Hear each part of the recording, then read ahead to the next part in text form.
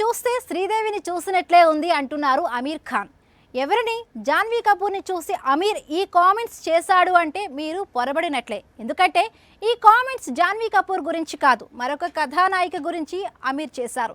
ఇంతకీ ఎవరి జూనియర్ శ్రీదేవి? ఈ తరం కథానాయికల్లో ఒక హీరోయిన్ శ్రీదేవి లాగే ఉంది అంటే అది జాన్వీ కపూర్ ని చూసి అనాల్సిందే. కానీ జాన్వీ కపూర్ కాదని మరో కథానాయికను Bollywood star hero junior Sridevi అనేశాడు.